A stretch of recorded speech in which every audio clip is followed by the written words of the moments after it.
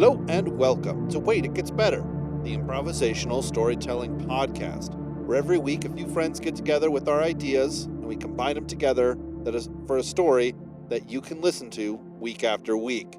I am, of course, Levi. I'm Reed. And I'm Seth. And we are here to tell you a story.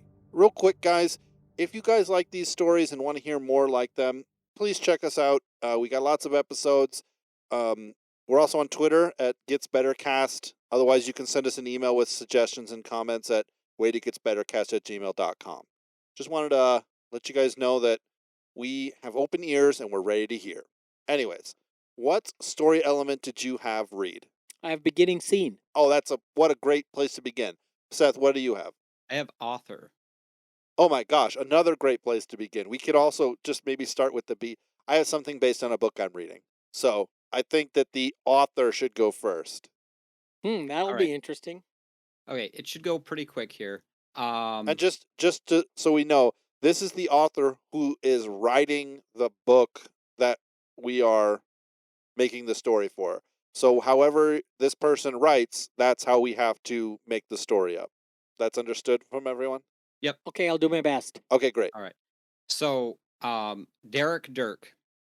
He is a aging writer, very popular, like common household name. He's written books for children. He's written for young adults. He's written for, thrillers for adults, all age genres, very popular. Everybody loves his work. Everything is solid, right? Yeah. However, he just turned 83, so he's kind of coming to the end of his life knowing that he'll probably only have time to write like maybe one more trilogy, one more series. I mean, if he lives to like 115, I mean, who knows? However he, writes up books, he could write a lot. But just getting to that age where he realizes that whatever next project could be his last. Yeah, right. And one of the things, as let's say his age is coming on, and the reviews, the people that let's say are critical of his work, they're starting to complain that there's people who were born, grew up, and in some cases have passed away inside of his writing career at this point, right? Right. Practically. And so, but what kind of the critique coming back is that everything that he has written is very predictable. The hero, by the first couple chapters, you know exactly who the hero is, and you know that he's not going to deviate from, like, let's say, a certain set path.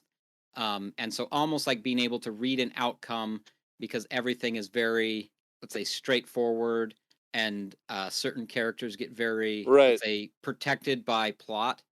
Right, plot armor. And so it's like, okay, nothing bad will happen to the, our hero, because the hero always comes out on top, 100%, like, and then some, because he's the good guy. Is Derek trying to shake it up with this one? Right. So with this one, he's going to basically hit him from left field. He says, this is the last work I'm probably going to get. I might get a couple books out of this, but I'm going to hit him where, they're not going to expect it. I'm going to bring a character up exactly how I start to write it.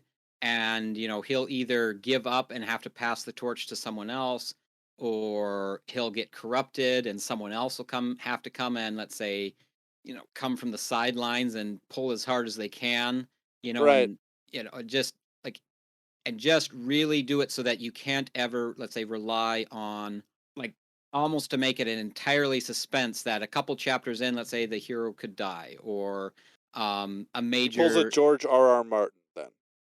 Okay, sure. Like A Song of Ice and Fire, where his, like, heroes and just main characters are just dying left and right.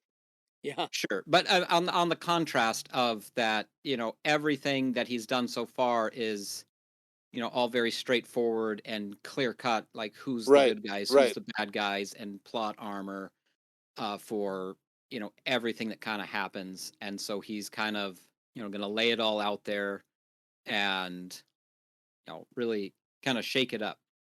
That's great. Cool. Now we have to do that. I'm not really good at. I like plot armor. It's very good. Yeah, well, I'll just lay out the beginning scene. We might have some potential here. Great. Okay, now behind me is a stack of vinyl records, and I'm inspired by the thing on the top. It's not got a jacket. It's the old Elton John "Madman Across the Water" album. Yeah. And there's I'm going to take my beginning scene partly from the lyrics to one of the songs on that album. Okay. And it is the name of the song is Indian Sunset. And I'm just going to read these lyrics because it's really I love beginning scenes that paint a picture. I awoke this evening with the smell of wood smoke clinging like a gentle cobweb hanging upon a painted teepee. Oh, I went to see my chieftain with my war lance and my woman, for he told us that the yellow moon would very soon be leaving. This I can't believe, I said. I can't believe our warlord's dead. Oh, he would not leave the chosen ones to the buzzards and the soldiers' guns. It is something like that. Sunset in an Indian camp. But this is not the romanticized version we've been led to believe from, Dances with Wolves and Elton John. Not every American native group looks the same as the others. And this particularly beginning scene is a Comanche camp. Picture in the Southwest somewhere in the mid 1800s. And I don't know who is observing this. The character maybe it could be someone looking for a lost loved one. It could be the Texas Rangers. I don't know. But coming across this, painted teepees, like the wood smoke clinging, but outside the camp, there's a couple of dudes buried up to their necks with their eyelids sliced off. So their eyes are fried by the southwest sun and they're, like dying of thirst. There's another guy staked out naked across a bed of fire ants with his privates cut off, stuffed in his mouth, and his lips sewn shut. Back by the woods, there's a toddler whose mangled corpse, lies next to the tree where his brains were bashed out. There's a woman with her nose cut off, who was face badly cut up and scarred, who's obviously acting as a slave. These are bad guys. These are Comanche. That's a scene. That's the beginning scene. Yes. All right, I'll talk about I'm reading the Butlerian Jihad by Frank Herbert, the guy, the Dune author, the author of Dune. And this is, for anyone who doesn't know, in the Dune universe, like thousands of years ago, people were under they were fighting with AI. AI had risen up and they were fighting. And at some point in time, something happened, which I haven't gotten to yet, where all humanity sort of rises up and kills destroys all of the AI in a effort to sort of get their power back. And I don't want to give away too much because the point is not anything about the story, but something based on it. So in this, there is what's called the Evermind Omnius. It's like a big giant AI that's in control of what they call the synchronized worlds, which is like 500 planets all under the control of one AI. Now the problem is that they can't beam the consciousness across space. It's too slow.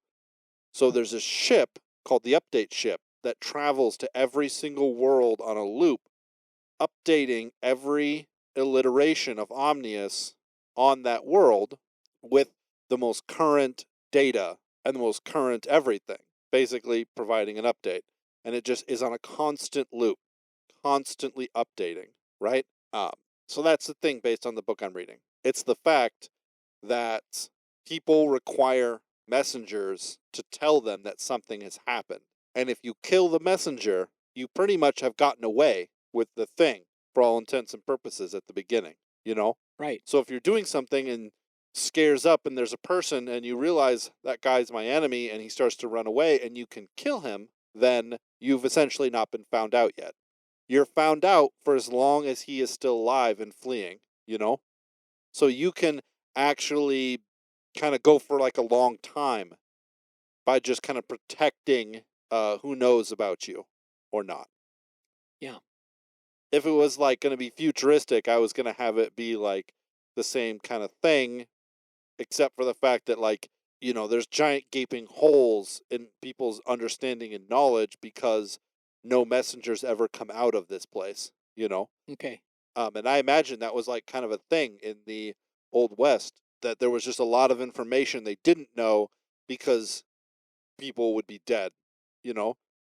Mhm. And the whole idea of like having survivors go back to tell their people about how terrible you are, you Yeah. know, that's a fear tactic. That's not a strategy for survival, Right. you know?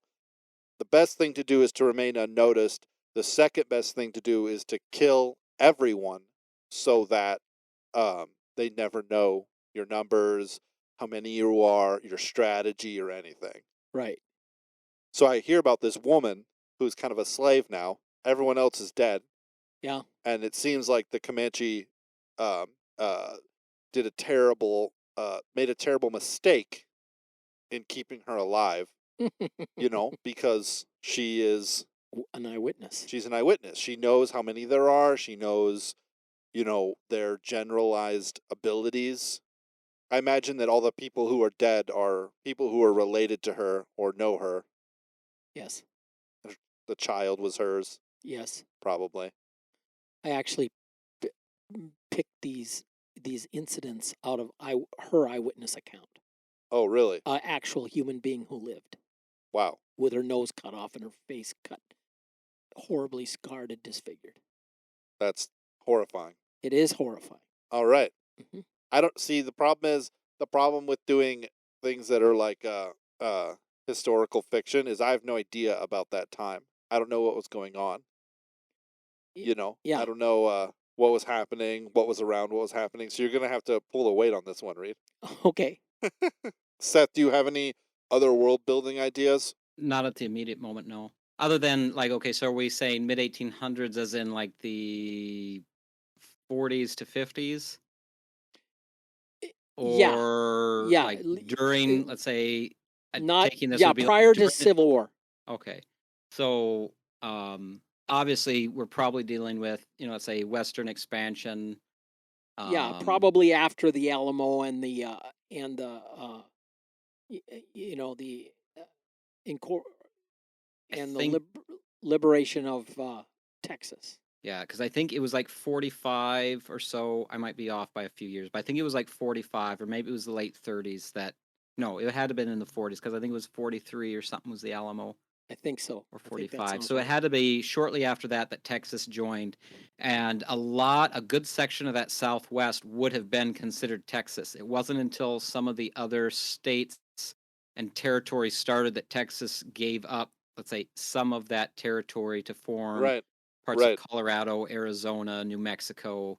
Um, Right. so you could have, let's say, like you said, perhaps some of this is being scouted out by other Indian scouts, Texas Rangers. People have been disappearing.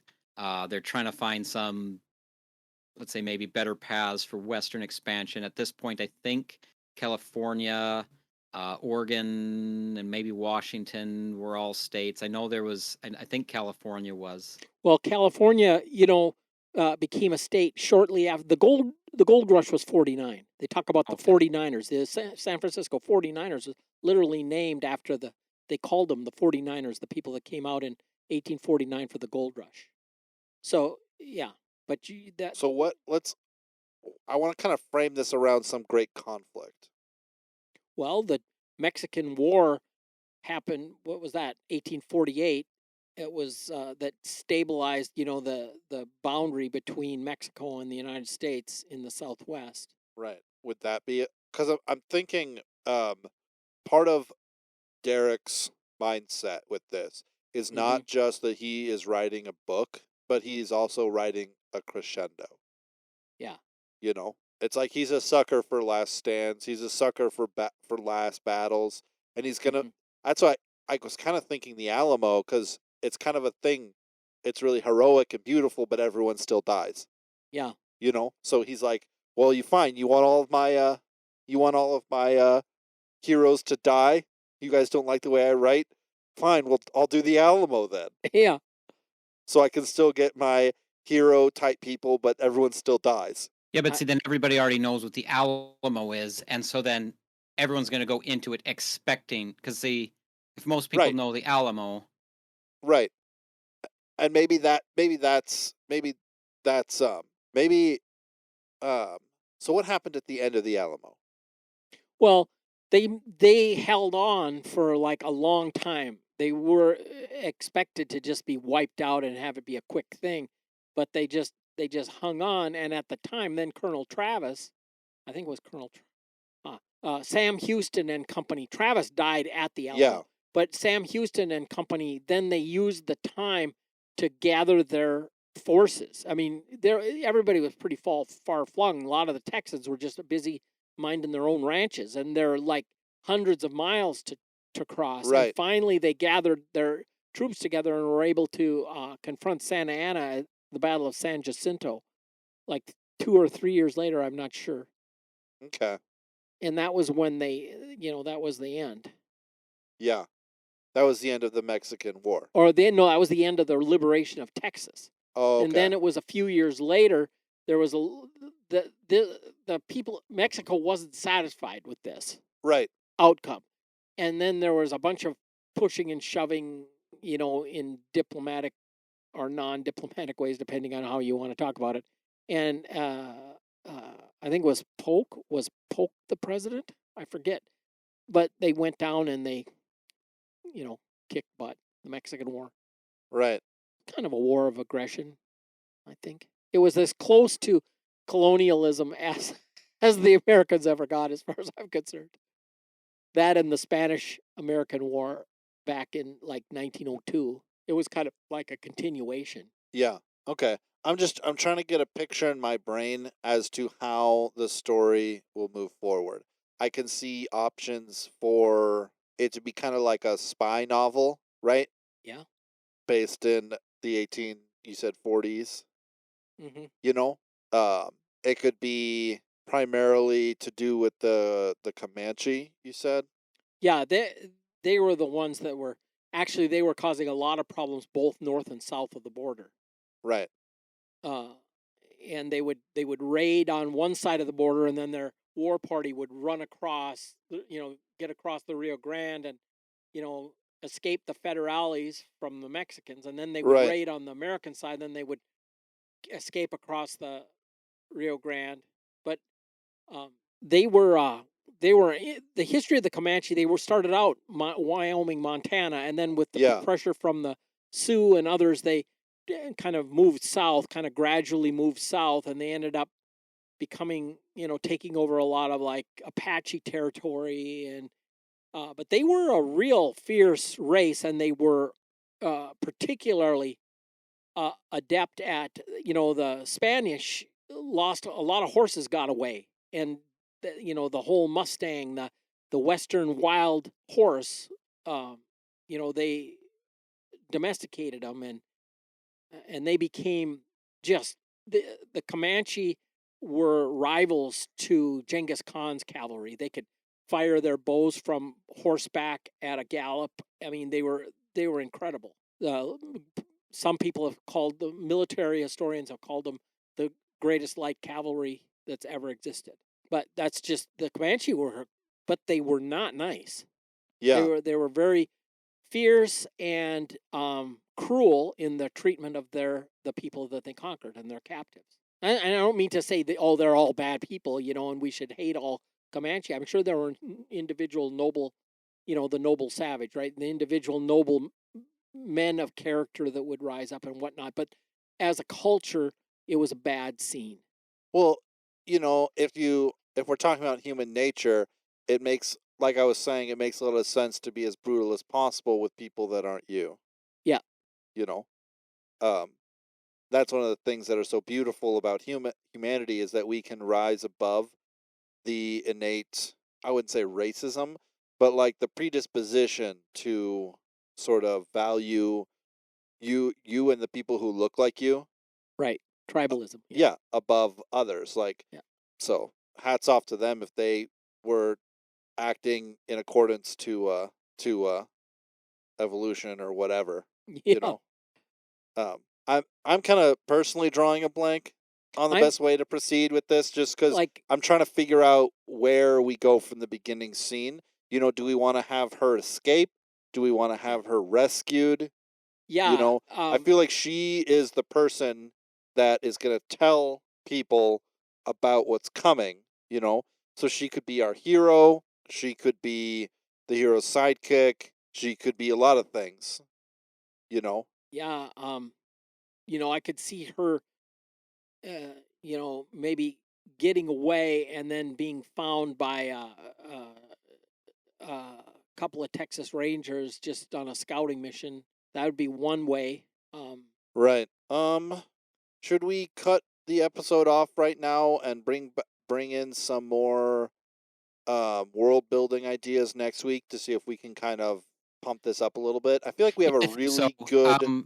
I know I've been quiet. I've been like trying to look up some things that were supposedly happening down there Yeah. between. So I think that would be a good thing to perhaps come back with a couple things. Probably let's set a date line. I'm looking This is saying the California Gold Rush, 1948.